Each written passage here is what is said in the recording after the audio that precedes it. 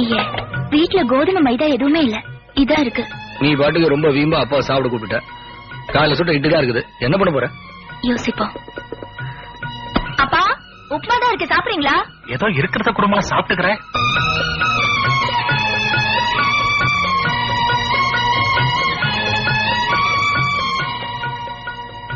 உப்மா ரொம்ப நல்லா இருக்குமா?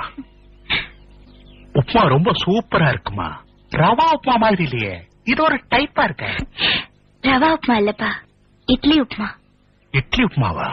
ஆமாப்பா, அவசரத்துக்கு வீட்டுல எதுவுமே இல்ல, காலையில வச்ச இட்லி தான் இருந்தது, அதை உதுத்து தரிச்சு உப்மா பண்ணிட்டேன். வர வர நீ ரொம்ப தான் இம்ப்ரூவ் ஆயிட்டமா.